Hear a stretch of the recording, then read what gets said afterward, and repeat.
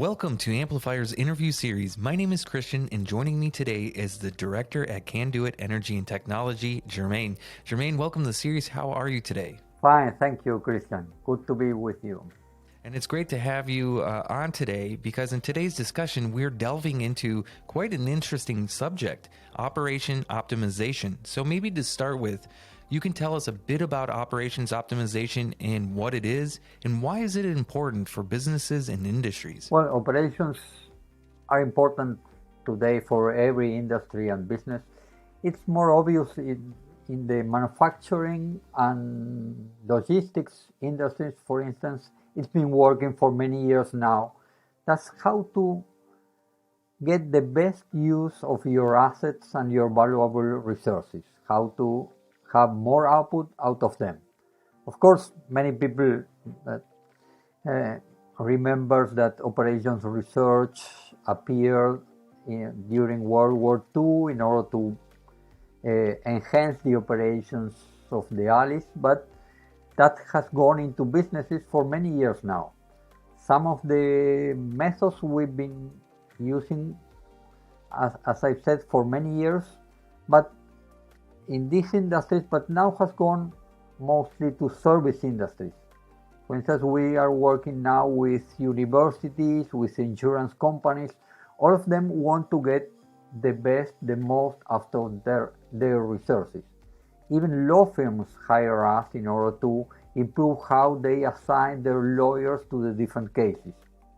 So the idea in general is to obtain a competitive advantage on how to do things, how to produce your goods, how you give your resources. Let me add a bit about this example that I mentioned concerning the universities. So university has the assets, their classrooms and all their equipment, and of course they have their valuable resources that are their professors. And how to match the students, the professors, and the classrooms to obtain the best output. So this is the question they usually pose us, in order to enhance, optimize operations. And yeah, as you mentioned, it is becoming more and more viable in today's digitized world.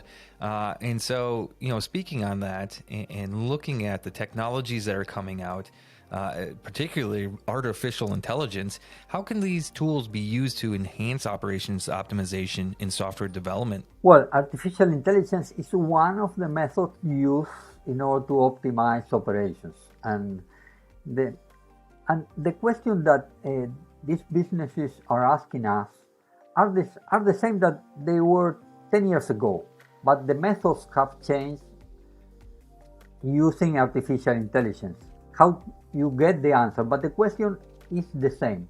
How you can optimize your operations. That may be software development, insurance, or university teaching. And concerning software development in particular, there are mainly, I can say, two issues that these companies want to optimize. The first is how to obtain the most out of their resources. The resources are their developers. How do you assign developers to the different projects companies have? How do you predict the amount, the quantity of resources you need or for each given language or capabilities? So how to build your company to give the best results to your clients. So that's one of the main issues that software development companies face. The other is that has been increasing in the last months is copilot or no-code development. So the artificial intelligence is helping developers to test code, to act as a copilot to develop code, to produce what developers hate, that's information, documentation about their software. So you may ask the artificial intelligence, okay, please give me the documentation concerning what I have already developed. And this is a line that will be increasing in the near future, and we are being asked a lot of questions about that. And I think it's, it's one of those tools that you see in the news that people are worried about, and other people are excited about. So it's interesting to see how that goes. But yeah, using the toolkits that are available in order to optimize your projects in development is definitely one of those things that are coming to light a lot more.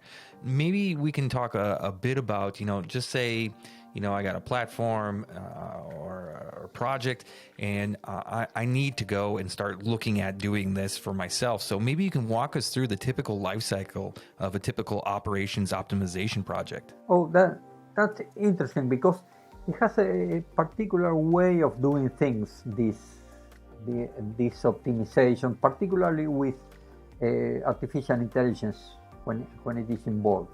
But the topic is, a prospect or a client usually comes and says, okay, I have this problem, or I have this need for optimization, or management has told me to use less resources to obtain the same output. These are the typical questions. And what we ask them is, okay, what's your data?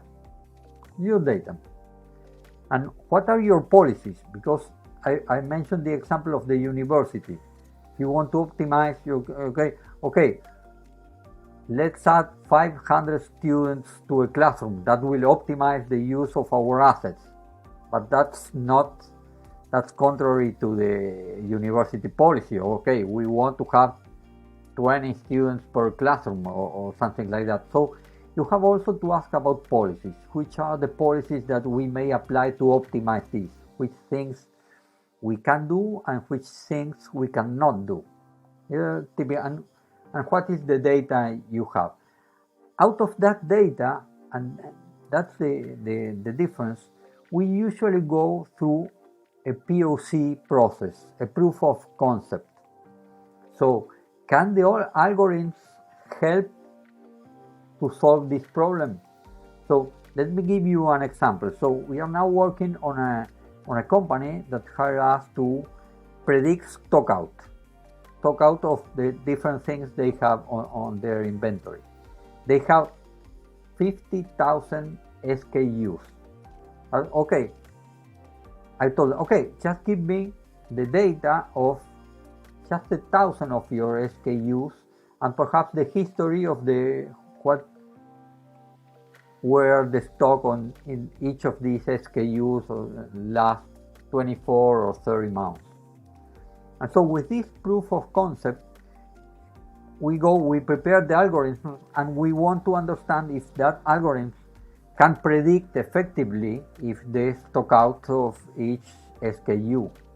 So this is the kind of thing we prepare. And it was very common in order to convince our clients or prospects that we can solve their problem. Actually, this day it has been, or it's probably more evident that we can do that through artificial intelligence. But in any case, we try different strategies, but that process typically takes a couple of weeks. We've done some of them even in 1 week, but 2 or 3 weeks, just a bunch of data and results, and the client said, okay, yes, that may help me. And then if that's okay, the implementation process, well, that may take some months, because you have to gather the actual data. Where will I have that data? Who will manage the process, the safety and security of the process? Perhaps the data needs some cleansing. So sometimes our clients, they say, okay, but you've done that in 2 weeks. Why do you need 2 months in order to have this in production? We are in a hurry. And say, okay, that's probably not my problem, but of your data.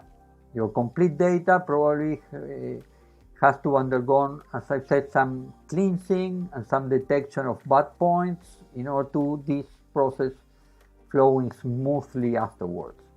But in a few words, Christian, it has these two stages: a proof of concept and the actual development of the system to get into production.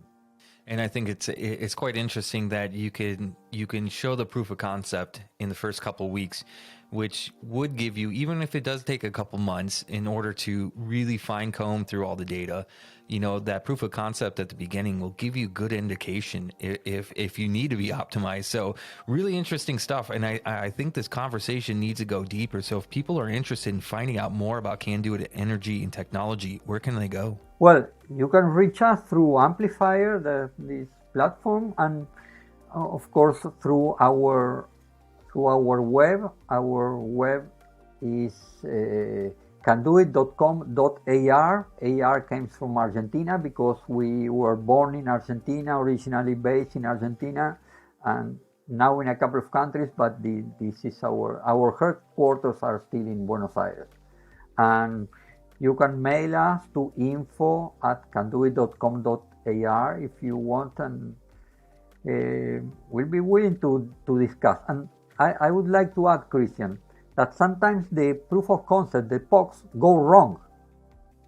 Sometimes the result is, okay, I have not the solution for your problem, or at least not from artificial intelligence. You should try with traditional methods. Sometimes that arises because there is few data or poor data, so that we cannot learn. That's the idea of the artificial intelligence. But there are also some methods that are not artificial intelligence, if you are strictly speaking, such as genetic algorithms of linear programming is the most common or most known research. There are different methods, but the artificial intelligence has added a lot to us. So if we are contacted, we'll be happy to discuss the issues. That's brilliant. And like you said, some things can't be done based on what kind of material that they have or data that they have. But the first thing is to reach out to CandoIT to see if they can do it for you. So I just want to say, Germain, it's been brilliant to have you on today. It's a super interesting interview, and I hope people will come search you out and ask more questions. Yes, that will be great. I'll be waiting for the contact. Thank you, Christian.